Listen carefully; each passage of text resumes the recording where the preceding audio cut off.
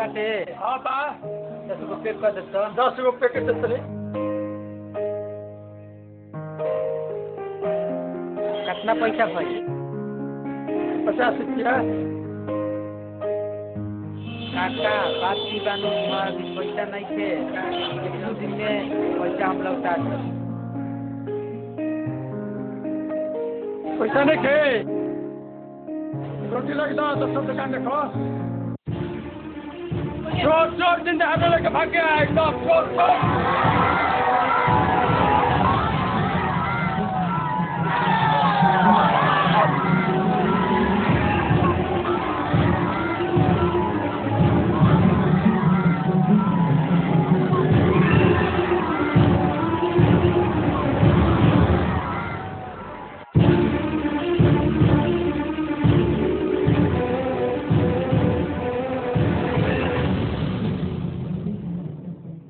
हम कहते नहीं कि रुक जाओ, अना तो गोली मार दें।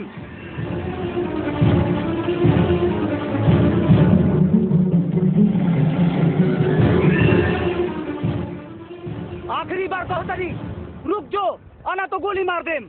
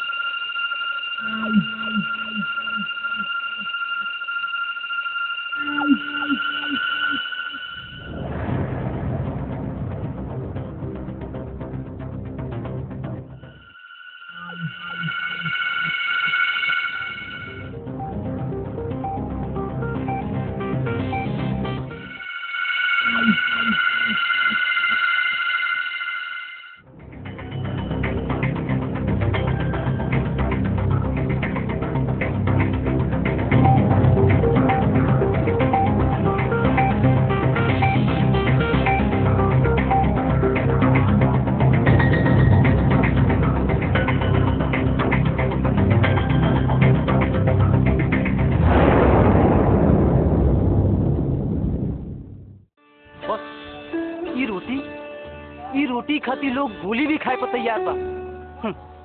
आजादी के 65 साल बीत गए, लेकिन आज भी 2 जून के रोटी नहीं मिलत।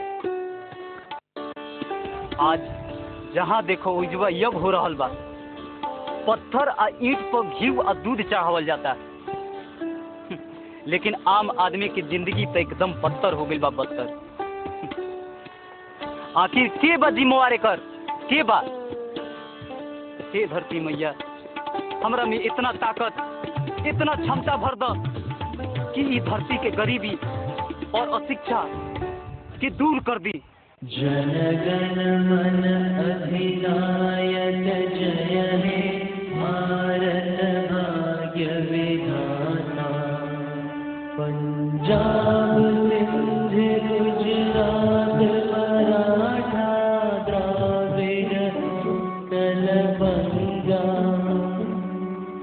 विंध्य हिमाचल यमुना गंगा उच्चल जलधि तरंगा। तब शुभ नामे जागे, तब शुभ आशीष मांगे। गाहे तब जय गाथा गाथा जन